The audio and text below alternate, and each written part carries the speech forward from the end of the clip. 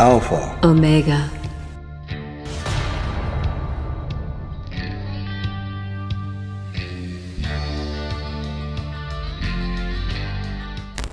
Joseph says, okay, why is the invocation before the treasury of light when Leslie takes the feather and swirls around each alpha and omega? Please explain. It would help in awareness of the ritual. Take a nice deep breath and feel into your body. Wiggle your fingers and toes, roll your shoulders, arch your back, push your belly out, really breathe in as much air as you can. Stretch all your muscles and exhale completely. And as you are breathing deeply and feeling deeply into each and every bit of your whole self, visualize yourself as the tree of life, however it is you imagine that tree to be, and grow your branches up high into alpha sky. Drive your roots down deep into Omega Earth.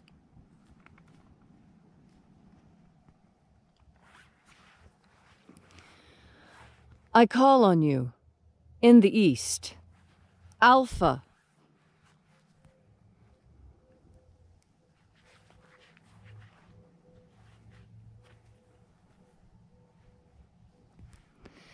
I call on you in the west, Omega.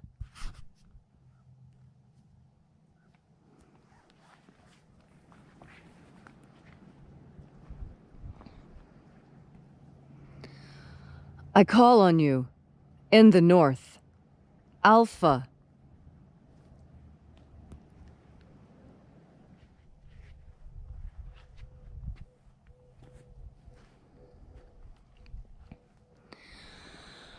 I call on you in the south, Omega.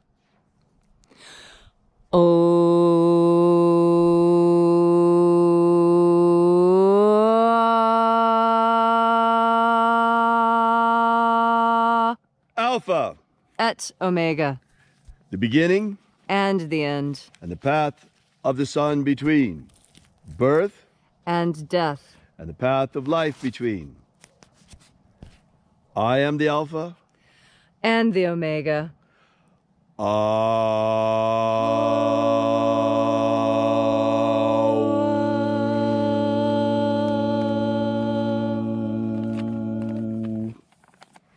Okay, when I was putting together this for the Alpha Omega, I went back to original sources, things that were written by magicians during the time that Jesus was purported to live, and in the same geographic region.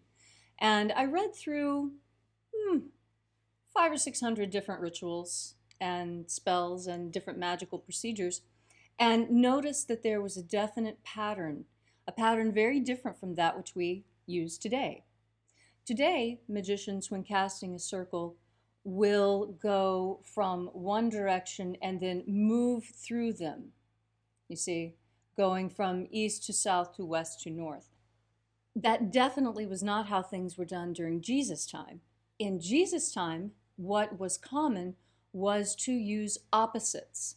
And the idea was that by invoking first one side and then the other opposite side, that what you were doing was creating a balance within. And so each time an action was made, an equal and opposite reaction was done in order to balance the energies. Right. And so when you call up as Alpha, of course, logically, down is going to be Omega, and that completes the circuit. Right. I did it because it is historically accurate for the time period. And being an archaeologist, my specialty was experimental archaeology. I actually made the tools I was studying and went out into the field and used them as they were purported to have been used. Wow. Because When you do that, you learn a lot. You learn a lot about how the marks on the tools are made because different activities leave different wear patterns. Wow. And I used exactly the same methodology for Magick, knowing that the wear patterns that I'm looking for are actually energetic sensations within myself and my environment. And that's how I developed it. That what you're looking at is a 21st century reimagining. So yes, we are at the same time magic revivalists because we are reviving the ancient magic of Jesus, at least what purports to be the ancient magic of Jesus. That's what the disciples taught one another. Yes. And at the same time, we are as well recreationists because what came down to us is fragmentary. It's like any grimoire. Or any piece of pottery. Pieces of pottery frequently come to us fragmented, and we reassemble them. Right. And even even without that problematic, the grimoires presuppose that you are a magician already. It's not like they're going to tell you, like I do in the Ritual Magic Manual, step by step what you do. Mm-hmm. They're more like Cliff notes. Cliff notes, exactly, an Yes. outline. Here are the hierarchies, you know what to do with them. Right, exactly. And that's how they are also in the Treasury of Light, for example. You have the 3 names going in, the 3 names going out, and you have the 12 names going around. Yes. And it's not even around, they're just listed on top of one another. Mm-hmm. So, you know, as magicians, of course, we had to recreate what, to the best of our ability, Mm-hmm. is how quite likely the ritual was very nearly done back then. Yes, there have only been 1 or 2 conscious changes that I have made that differ from the original methodology used. And the reason was specifically because we are in the 21st century, and Right. there are some things that simply do not carry over in time, like dinosaurs. Now, another piece of this is that we find not only in ceremonial magic and in Wicca, Mm-hmm. this notion of casting a circle. It's pretty ubiquitous, isn't it? It is. In fact, the circle is, so far as archaeologists can determine, the first shape associated with religion. Wow. And that's for a lot of reasons. We naturally dance in a circle when we dance around something. Right. The Now, 2 luminous bodies in the sky are round. It lends itself, when a woman is pregnant, she is round. Roundness lends itself to the concept of deity very easily. if you also in the Native American tradition, if you go to a Native American powwow, many of the different cultures, you're going to find different cultural expressions of north, south, east, west rituals. Yes, even in North America, different tribes have different colors associated with the 4 directions. And sometimes they'll be exactly opposite. It just depends on the tribe you are in. So we kept that in mind. So likely it's going to begin, and these sort of rituals, they actually serve a function. They serve a function of centering. Yes. And in the case of the lesser banishing ritual of the pentagram, also of purification. Yes, that's true. You know, in fact, purification and banishing, as I'm clicking through my catalog of who does what, when, and where, and why, I cannot think of a culture that does not practice cleansing and purification before the beginning of a ritual. Interesting. It's ubiquitous. Yes, it's a cross-cultural constant, of which there aren't very many. So what's unique?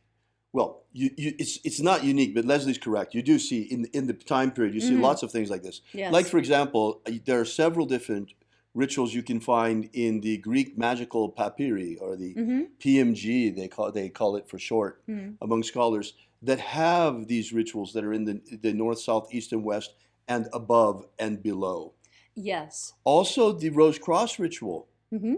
in the Golden Dawn has the same pattern of the four quarters and above and below. Yes, some Native American tribes recognize above, below, and center, Right. as do many tribes in As East do Asia. some of the Greeks. As does some of the Greek magic of the period. Yes, yes. Southeast Asia still uses that, to the best of my memory. So, yeah. So this is not something that we just kind of pulled out of thin air, but we took the grimoire that we have in the Bruce Codex Yes. with the secret names of the angels. This is the treasury. It's incredible.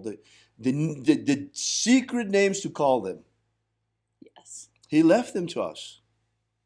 And that's what we're using. Mm-hmm. It's an incredible treasure. That's an incredible treasure. It is one of the greatest treasures of the Western world, and we're bringing it to you, folks.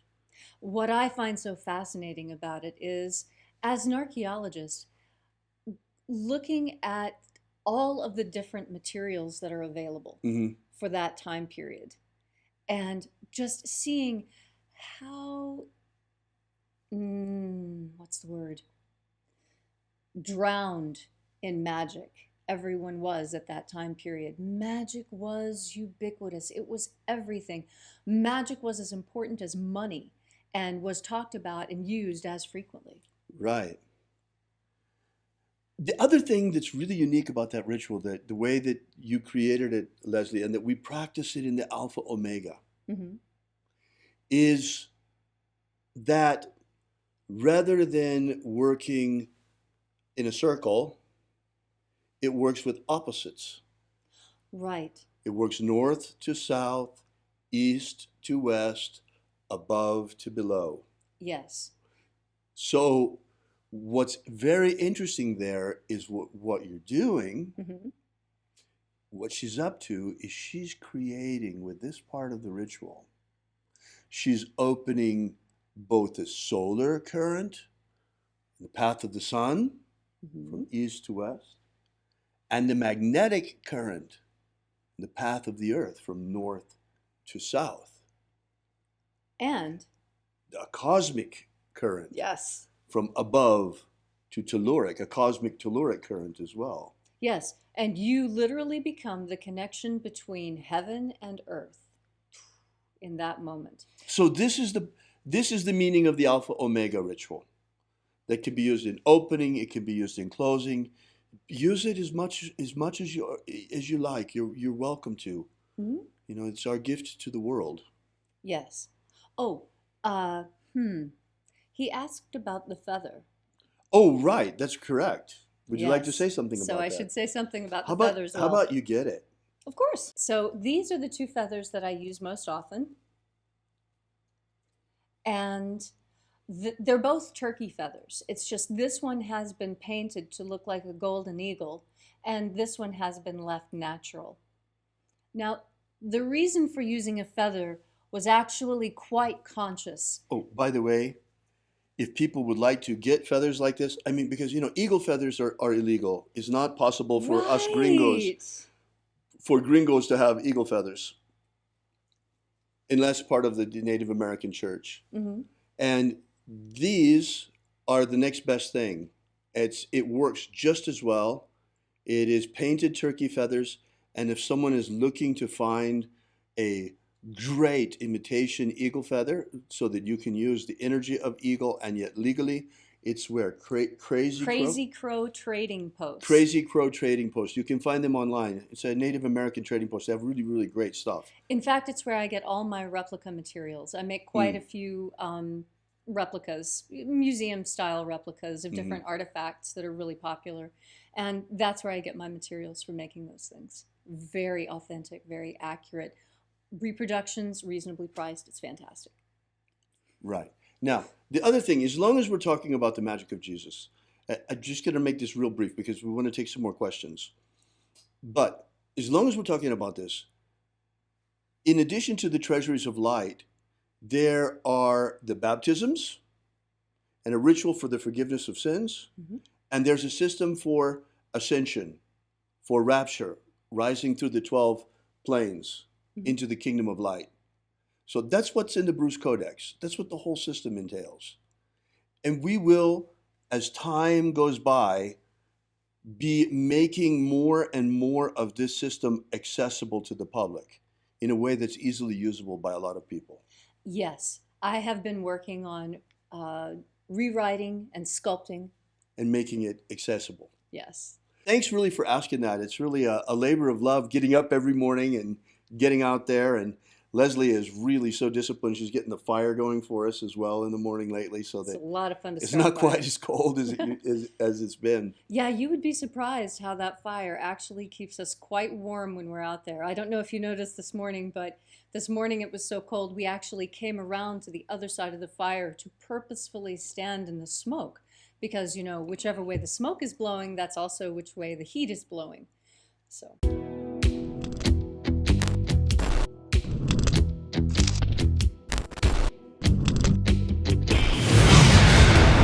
Yesterday we released this brand new ebook, Was Jesus a Magician?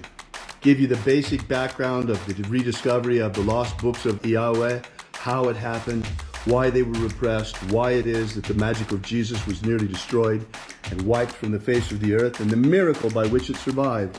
How we only have one precious manuscript of this ancient knowledge, and that's truly all there is left. Well, maybe in the Vatican they have it, but they're not about to give us that to fill in the little gaps that we've found. So be sure to make sure you download this. You don't want to miss this. You can get it for free for now at thesecretsofjesus.com. Thesecretsofjesus.com. Are you familiar with the Rosicrucian with what's his name? He's popular in the States. He's the president or the Emperor. Imperator. The president. Emperor. Imperator. From the Golden Dawn. What's his name? Oh. David Griffin holds this position as Emperor. Imperator. David Griffin. David Griffin. David Griffin. David Griffin. David Griffin. Have David Griffin. I saw an email yesterday that he sent out about, you know, there's a magical war going on. The Mage War. Demons of the infernal realm. All of them. There is really a magical war going on. The Mage War. There is a guy called David Griffin who is heading all these magicians. David Griffin is S.L. McGregor Mather's present successor. David Griffin. David Griffin. David Griffin. David Griffin. I'm Golden Dawn Imperator David Griffin. David Griffin. David Griffin. David Griffin. David Griffin. Now David Griffin. You know, there's a magical war going on. So there is really a magical war going on.